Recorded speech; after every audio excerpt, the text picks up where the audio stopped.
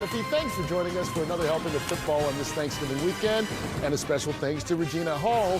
Her new movie, the SpongeBob movie, Search for SquarePants, comes to theaters December 19th. Speaking of animation, I'm with an animated bunch. Terry Bradshaw. There you go, brother. And Michael Strahan. What's up, Kurt? Did you guys get to enjoy a little bit of Thanksgiving after Detroit? You know what? We changed it up. What? I got home, lucky enough to get home Thursday night. And for you. Instead of having Thanksgiving dinner, just went right to the apple pie. 2.5 pieces on Thursday, didn't eat dinner, had it on Friday. Who ate the other half of that piece? Diane. Okay. Is it pecan or is it pecan? Pecan. No. Michael, pecan or pecan? I don't care. I can tell it's going to be one of those shows. Exactly. I just get the mean. I know what you mean when you ask the question. So to me, it's like either way you What say do you it. say? You say pecan Just have a pie? piece of it and enjoy it. All right, that was Thursday. It's time to get you ready for our Sunday slate of games on this final day of November, although plenty of action's already gone down so far. Week 13 served up a hearty first course already. The Ravens lost their grip on first place for now, and Bengals fans are most thankful of all to see Joe Burrow throwing the rock and returning with a big win. The halftime shows were rocking, including in Detroit, where Jack White teamed up with fellow Detroit native Eminem. The three contending NFC North teams were all in action. The Pack pushed the Lions further out of the playoff picture, who aren't sure when they'll see Amon-Ra St. Brown again.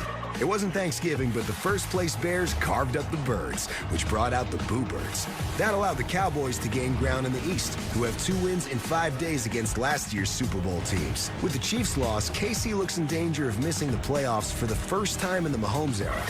And Ben Johnson was fired up, as he and the other 3 underdogs were winners on Turkey Day. All right, lots to digest here after Thanksgiving. Let's start with that Kansas City Chiefs team. Is Patrick Mahomes going to miss the playoffs for the first time in his career? Yes. They've got Houston, Chargers, and Denver, all at home, albeit, but it's a tough ask. Yes or no? No. Okay.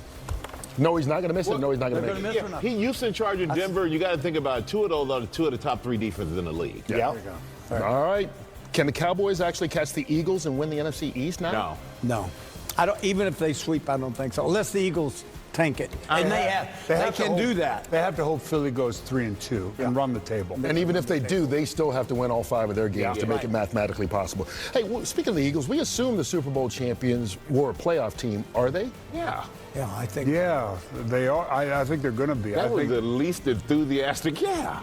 They could stumble to 12. They were least than enthusiastic the other day when they played the Bears. That was ugly what I saw. Will they go deep in the playoffs? Maybe that's a better question. No, I don't think so. You didn't ask that. Yeah. Well, you know what? I don't think they're going to be a first-round out team. I don't see that. I think they're going to go. You know, the certain thing about the playoffs, teams step up. I think guys step up. I think that the pride of being the champ the year before, you're not going to go out there and get put out in the first freaking round. We've been thinking that, Mike. We've been thinking that every week, and it just reminds me so much of the season 2 years ago. Hey, the Bears put it on them on Friday, which is why we're talking about that. The Bears and Packers play each other 2 of the next 3 games. That'll go a long way towards determining who wins the North. Who you riding with, Packers or Bears as champ? I'm going to go with the Bears.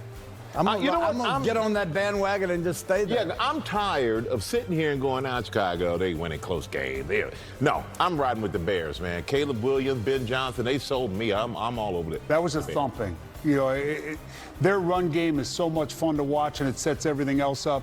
Dennis Allen's done a great job with the defense. They can't continue they can't continue to force this many turnovers. You know but we don't need it. No, you know, I made it 2 runners, but 2 runners over 100 yards in one game. Take advantage of my looking at seniors the way I do, Let's be nice. Let's play nice. I know the family gets on you after a couple days around Thanksgiving. Let's just calm down here. All right, talk about the North. The Lions. Are they going to make the playoffs? Golly, I don't think so. Yeah, I think the Bears and the Packers are in their way. I don't think the Lions are going to make it. After that loss on Thanksgiving, I think that was a big setback. A loss to Dallas would probably wrap it. Playoffs, yeah. All right, forget their record. Just look at the division. Can the Bengals actually make the playoffs, or are they going to have to settle for being spoilers? No. Spoilers.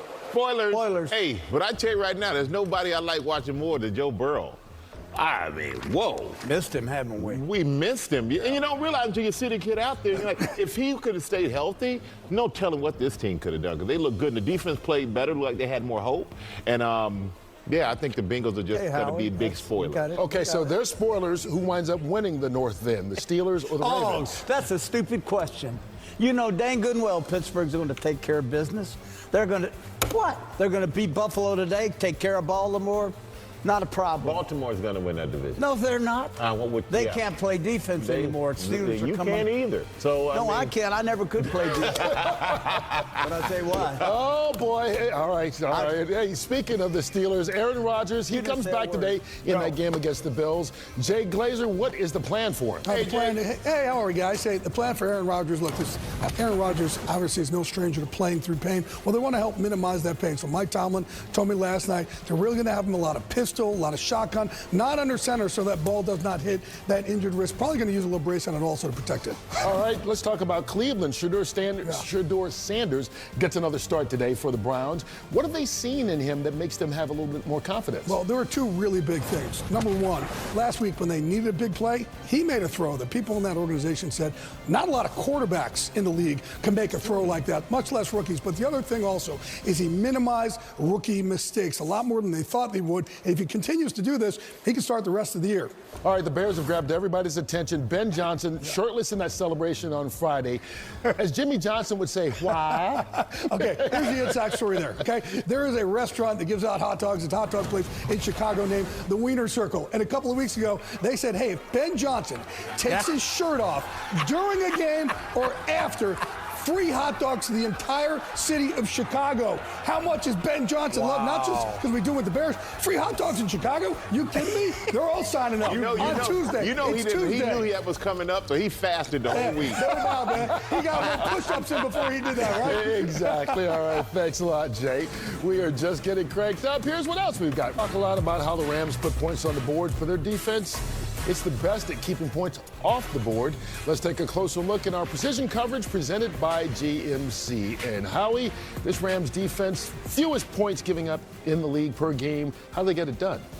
Well, you know, a lot of talk about the offense, and justifiably so, but when we talk about the defense, Chris Shula's defense, hard to find new wrinkles in today's NFL, something that hasn't been done before. A lot of people like to play nickel. They like to get 6 defensive backs on the field.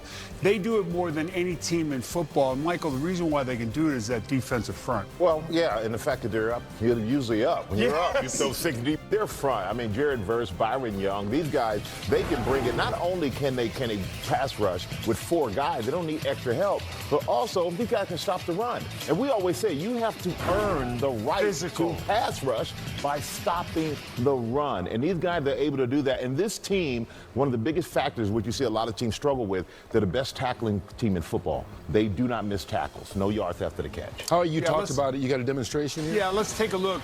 This will be a 6-man front. 6 defenders. You've got Stewart at linebacker and Young out there to the right. You've got the safety Curl here, walked up between the guard and the tackle. And we've got Verse out here inside shoulder to the tight end. When the ball is snapped, the 2 backers to the right drop off. Here's the key. The safety comes up, engages the tackle, then drops back to be a spy defender. And Verse ends up beating the tackle, forces an errant throw, interception. This is what they do.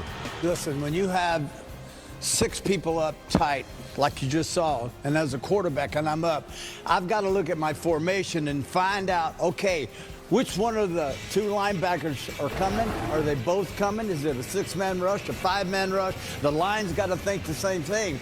But as a quarterback and a guy that was taught the running game, and the clock's ticking.